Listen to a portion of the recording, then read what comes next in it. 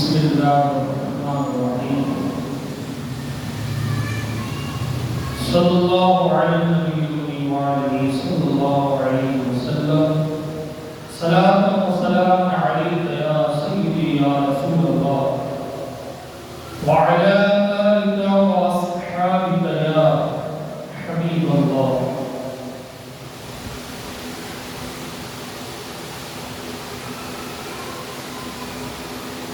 تیسرے بات میں نبی کریم علیہ السلام کا ارشاد گرامی ہے، سعادت الدارین میں ایک شخص دربار رسالت میں حاضر ہوا اور فقر و فاقہ اور تنگی معاش کی شکایت کی، یعنی روزگار کے حوالے سے، گھر میں پریشانوں کے حوالے سے اس نے شکایت کی۔ تو حضور اکرم صلی اللہ علیہ وآلہ وسلم نے فرمایا اذا دخلت منزلک فسلم ان کان فیہ احد او لم یکن فیہ السلام علیکم۔ اللہ اکبر۔ حضور اکرم علیہ السلام نے فرمایا کہ اے شخص، تو جب گھر میں داخل ہو تو یہ کہہ دیا کر السلام علیکم، اور پھر مجھ پر سلام کر، اور فرمایا کہ جب گھر میں کوئی نہ ہو تو مجھ پر سلام کر، اور ایک مرتبہ قل هو اللہ احد پڑھ لیا کر۔ نبی پاک علیہ السلام کی اس گفتگو کو سننے کے بعد وہ شخص چلا گیا اور اس نے اس بات پر پابندی سے عمل کرنا شروع کر دیا، یعنی جب وہ گھر میں داخل ہوتا تو گھر والوں کو سلام کرتا اور پھر سورہ اخلاص پڑھتا، اور اگر گھر میں کوئی نہ ہوتا تو پھر مصطفیٰ جان رحمت پر درود و سلام پڑھتا اور پھر سورہ اخلاص پڑھتا۔ اس شخص نے اس پر پابندی سے عمل کرنا شروع کر دیا۔ اللہ تبارک و تعالی نے اس کے رزق میں اتنی برکت نازل فرمائی کہ وہ اپنے ان پیسوں سے اپنے رشتہ داروں کی بھی مدد کرنے لگا، اپنے غریب ہمسایوں کی بھی مدد کرنے لگا۔ اب آپ دیکھ لیجئے کہ پہلے جو شخص خود محتاج تھا، حضور کے فرمان پر عمل کرنے کی برکت سے اب وہ خود محتاجوں کی مدد کرنے والا بن گیا۔ پہلے جو شخص تنگی معاش کی شکایت لے کر آیا تھا کہ یا رسول اللہ گزر بسر نہیں ہو رہا، اب حضور کے فرمان پر عمل کرنے کی برکت سے اللہ نے اس کو اتنا دیا کہ وہ دوسروں کو دینے والا بن گیا۔ تو نبی پاک علیہ السلام کے جب فرمان پر بندہ صدق دل سے عمل کرے پھر اللہ تبارک و تعالی اس کو برکتیں بھی عطا فرماتا ہے۔ درود پاک میں میجھے اللہم صلی علی سیدنا و مولانا محمد معدل الجود والکرم وعلیہ واصحابہ وآلہ وسلم۔ صلاۃ و سلام علیک یا سیدی یا رسول اللہ وعلی آلک واصحابک یا حبیب اللہ۔ پچھلے جمعے کو ہمارا موضوع بیوی کے حقوق ادا کرنا، ان میں سے ایک حق ہم نے مہر کے حوالے سے سنا تھا۔ آج دوسرا حق ہم سنتے ہیں۔ اللہ تبارک و تعالی نے پارہ 5 سورہ نساء آیت نمبر 34 34 میں ارشاد فرمایا الرجال قوامون علی النساء بما فضل اللہ بعضهم علی بعض وبما انفقوا من اموالهم. مرد عورتوں پر محافظ و منتظر ہیں، اس لیے کہ اللہ نے ان میں سے بعض کو بعض پر فضیلت دی ہے، اور اس وجہ سے بھی کہ مرد ان پر اپنے مال خرچ کرتے ہیں. آپ دیکھیں اللہ تبارک و تعالیٰ نے عورتوں کو اپنے گھروں کے اندر ٹھہری رہنے کا حکم ارشاد فرمایا، یعنی عورتیں بلا وجہ اپنے گھروں سے باہر یہ نہ نکلے. اللہ فرماتا ہے وَقَرْنَا فِي بُيُوتِكُنَّ، اور اپنے گھروں میں سکون سے قیام پذیر رہو. اور یہ اس وجہ سے بھی کہ عورت جو ہے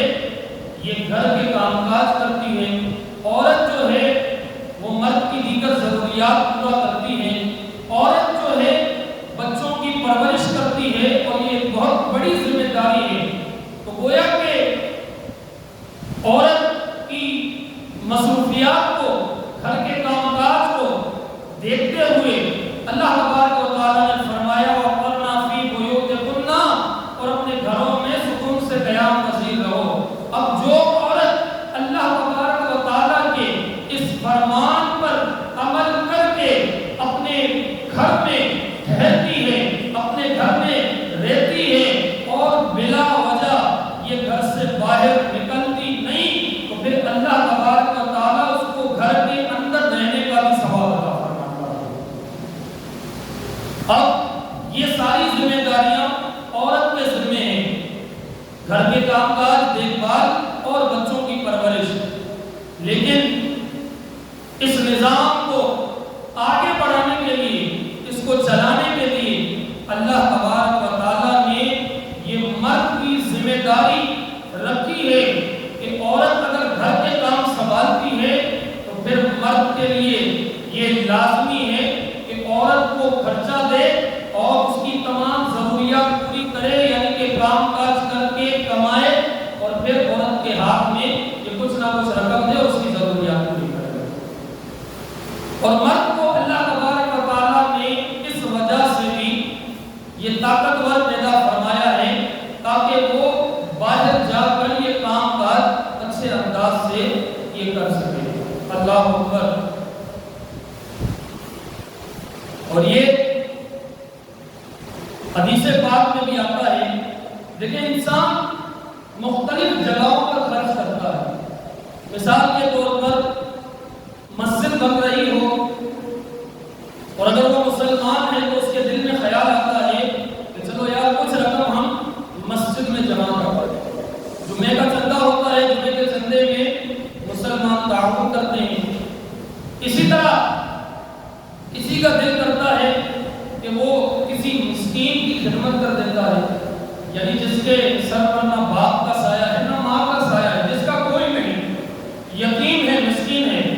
تو کئی مسلمان ایسے ہیں کہ وہ ان کو ماہانہ طور پر خرچہ دیتے ہیں اور ان کی ذمہ داری اٹھاتے ہیں. اسی طرح انسان جو ہے مختلف کاموں پر یہ خرچ کرنے کا ذہن رکھتا ہے، صدقہ کرتا ہے. اب دیکھیں حدیث پاک میں حضرت ابو ہریرہ رضی اللہ تعالیٰ عنہ سے مروی ہے،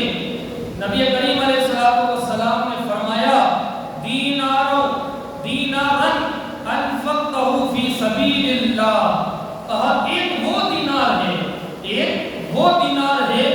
جسے تو فی سبیل اللہ خرچ کر دے، اللہ کی راہ میں خرچ کر دے، مسجد میں لگا دے، مدرسے میں لگا دے. ایک یہ ہے. دوسرا فرمایا وَدِينَارًا أَنفَقْتَهُ فِي رَقَبَةٍ. ایک وہ دینار ہے، ایک وہ پیسہ ہے، ایک وہ رقم ہے. اب اس دور کے اندر درہم اور دینار کا تو چونکہ ہمارے پاکستان کے اندر میں تو کانسیپٹ نہیں ہے، تو ہم یہاں پر فی الحال یہ سمجھتے ہیں کہ وہ روپیہ یا وہ پیسہ کہ سرکار فرما رہے کہ جسے تو غلام آزاد کرنے پر خرچ کرے. کیونکہ اوائل اسلام میں ہوتا تھا، نبی کریم علیہ السلام نے فرمایا کہ غلاموں کو جو آزاد کرے گا، غلام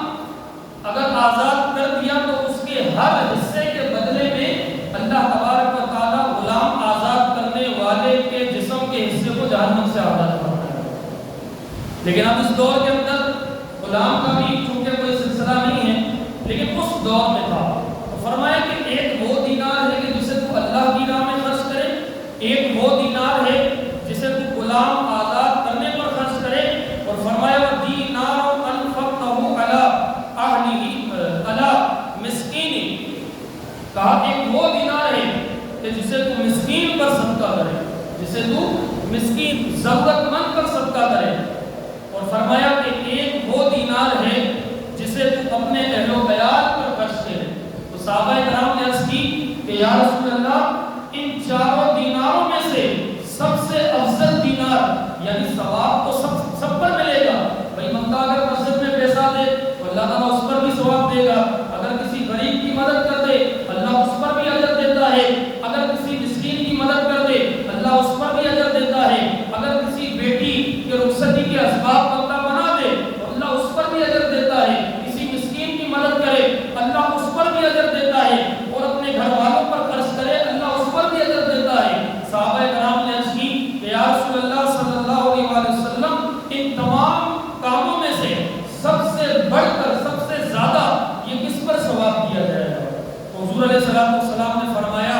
اعظمها اجر الذی انفقته علی اہلک،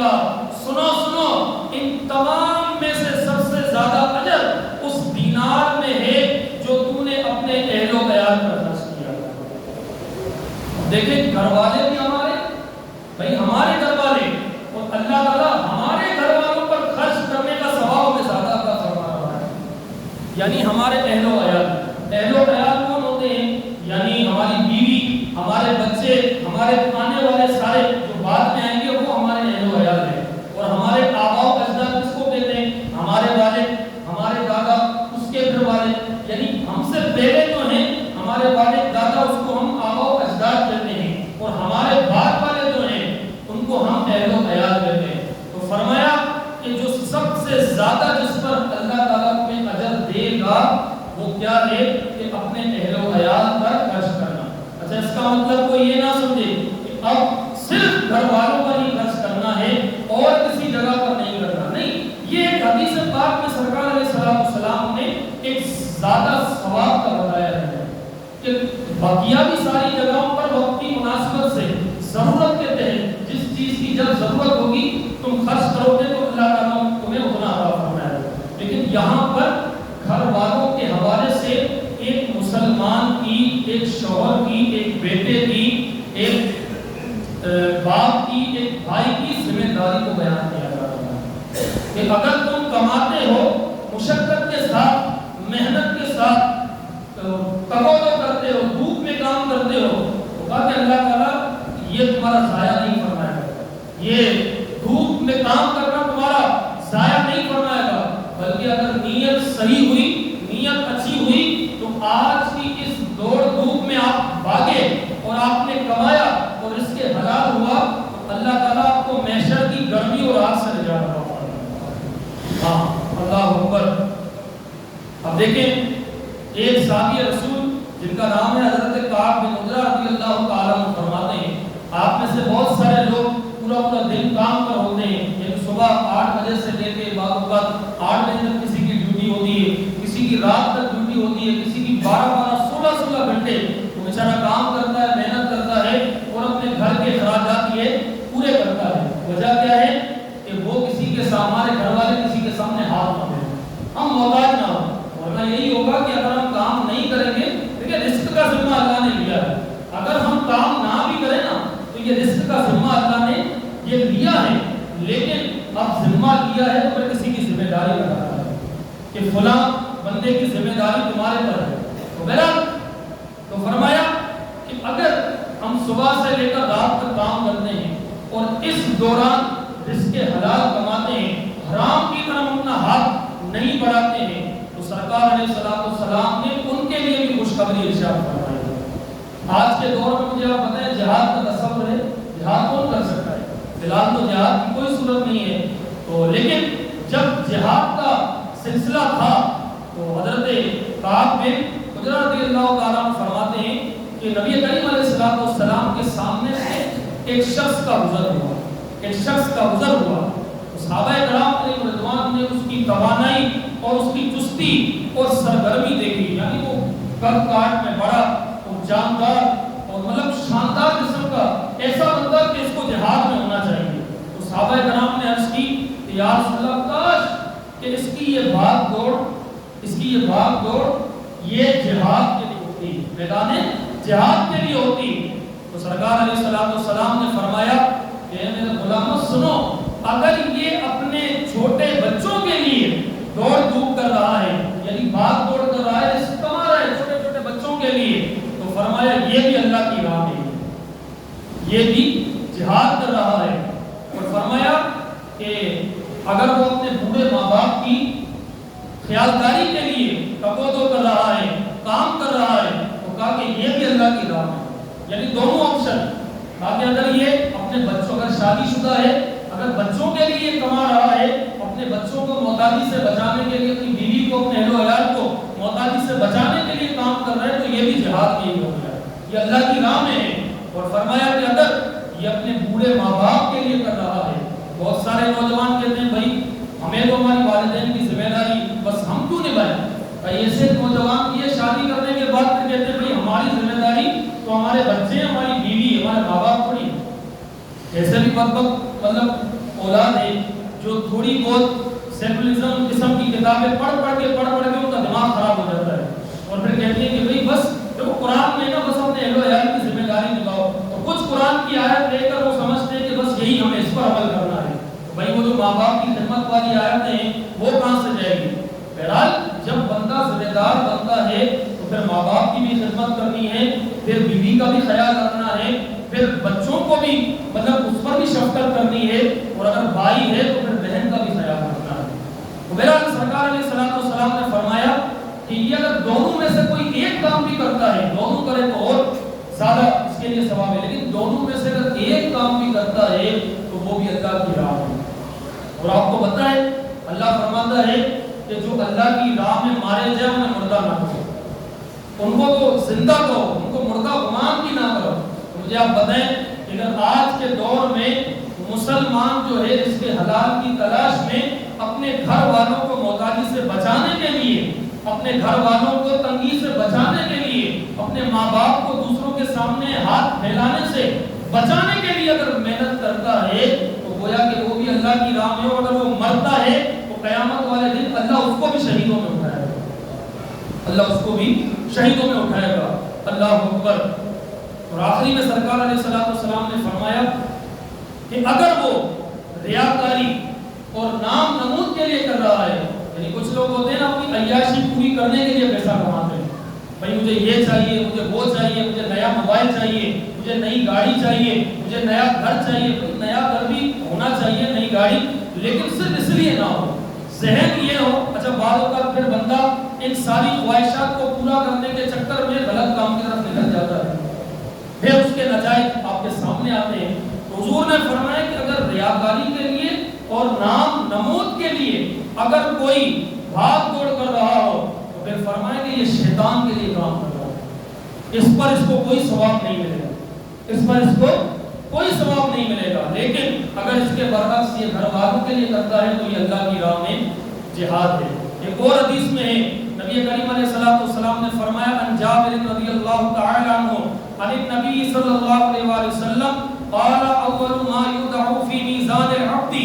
نفقته على اهله۔ حضرت جابر رضی اللہ تعالی عنہ فرماتے ہیں کہ نبی پاک علیہ السلام نے فرمایا قیامت کے دن مسلمان کی نیکی کے پلڑے میں جو سب سے پہلی چیز رکھی جائے گی وہ نفقہ ہوگا جو اس نے اپنے اہل و عیال پر خرچ کیا ہوگا، وہ نفقہ ہوگا، یعنی نفقے میں جو بھی ضروریات ہیں زندگی سے چیزیں آپ سمجھ لیں، کھانا پینا،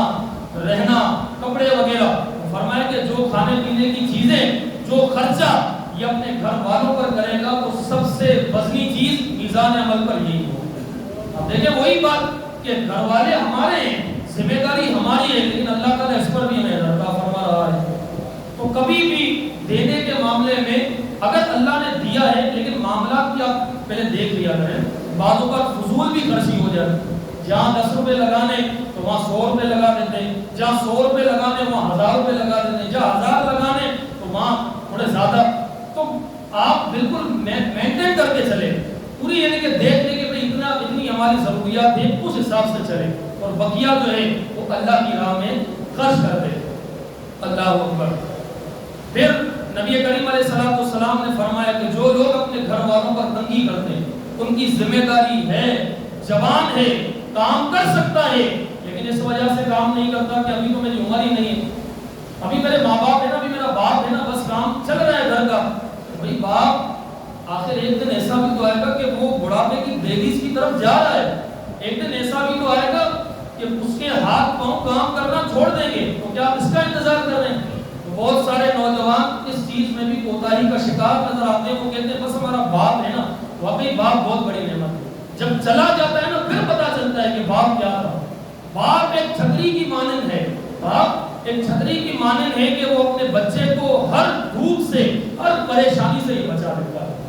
لیکن میں کہتا ہوں کہ میرے نوجوانوں، اپنے والدین کی حیاتی کے اندر میں ہی آپ ایک ذمہ دار انسان بن جائیں، آپ ایک ذمہ دار انسان بن جائیں۔ 18 سال 20 سال 22 سال کی عمر ہو جاتی، ابھی بھی عادت یہ ہوتی ہے کہ باپ سے پیسے لینا، ماں سے پیسے لینا۔ ارے بھائی اس عمر کے اندر تو آپ اپنے ماں باپ کو پیسے دیں، نہ کہ ان سے لیں۔ تو ایک ایک ذمہ داری بھی اگر نوجوان ہمارے یہ ایک ایک ذمہ داری بھی اگر قبول کریں گے نا، تو آپ دیکھیں کہ آپ اپنے والدین کی حیاتی میں ایک کامیاب انسان بن جائیں گے۔ ورنہ یہی ہوگا، اللہ نہ کرے والدین میں سے دونوں یا ایک اس دنیا سے رخصت ہو گئے نا، پھر آپ کو زمانے کی ایسی ٹھوکریں لگے گی کہ پھر آپ کو کچھ سمجھ میں نہیں آئے گا، یا تو پھر حرام کی طرف آپ نکل جائیں گے، یا تو پھر نشے کی طرف نکل جائیں گے، یا تو پھر ایسے کام کریں گے کہ دنیا پھر آپ کو بدوائیں دیں گے۔ تو اپنے والدین کی حیاتی میں ہی ایک ذمہ دار انسان یہ بننے کی کوشش کریں۔ نبی کریم علیہ السلام نے فرمایا شر الناس المضیق علی اہلہ، کہ سنو اپنے اہل و عیال پر تنگی کرنے والا جہاں ضرورت ہے وہاں نہیں لگا رہا۔ بیوی کو اگر کسی چیز کی ضرورت ہے اور اگر وہ نہیں دے رہا اس کو خرچہ، یا ماں کو یا باپ کو کسی چیز کی ضرورت ہے لیکن وہ خرچہ نہیں دے رہا، فرمایا اپنے اہل و عیال پر تنگی کرنے والا یہ بدترین انسان ہے،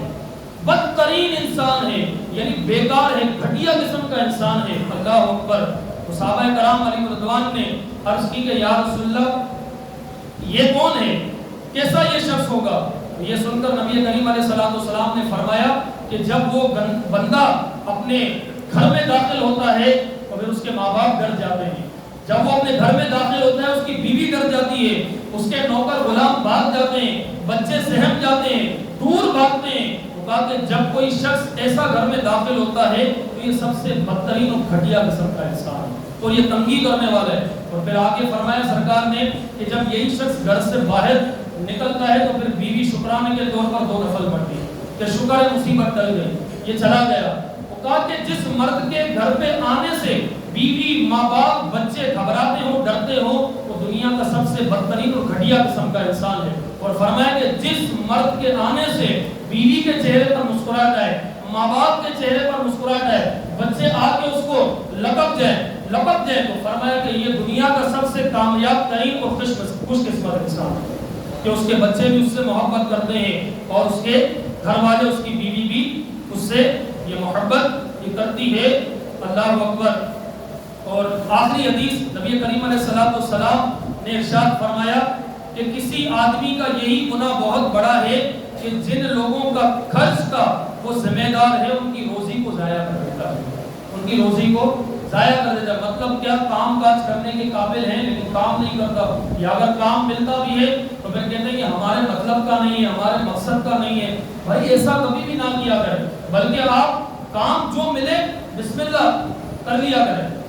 نیت یہ ہو کہ میں اپنے گھر کو محتاجی سے بچانے کے لیے کام کر رہا ہوں۔ اگر ورنہ یہی ہوگا کہ کام نہیں کریں گے، ذمہ داری نہیں اٹھائیں گے، پھر پھر وہی معاملات سامنے آئیں گے کہ کبھی کسی کے سامنے ہاتھ پھیلا رہے ہیں، کبھی کسی کے سامنے ہاتھ پھیلا رہے ہیں، کبھی کسی کے سامنے مطلب رونا رو رہے ہیں۔ میرے پیارے اور محترم اسلامی بھائیوں، انسان ایک ذمہ دار ہے، اسے ہر قسم کی ذمہ داری یہ نبھانی چاہیے۔ ایز اے مسلمان ہم دیکھیں تو سب سے پہلے ہمیں اللہ کے حقوق یعنی اللہ کی بندگی کی ذمہ داری نبھانی ہے، پھر اس کے بعد حقوق العبد یعنی بندوں کے جو حقوق ہیں، ہماری بیوی، ہماری ماں، ہمارے باپ، ہماری بہنیں، جس طرح سے جو رشتے ہیں، پھر ان کی ذمہ داری یہ ہمیں نبھانی ہے۔ اللہ تبارک و تعالیٰ سے یہ دعا کرتے ہیں جو کچھ سنا اسے یاد رکھنے، اس پر عمل کرنے کی توفیق عطا فرمائے۔ ابھی بیوی کا تیسرا حق یہ ہے، انشاءاللہ آئندہ جمعے یہ بیان ہوگا۔ اللہ تعالیٰ ہمیں عمل کرنے کی توفیق عطا فرمائے۔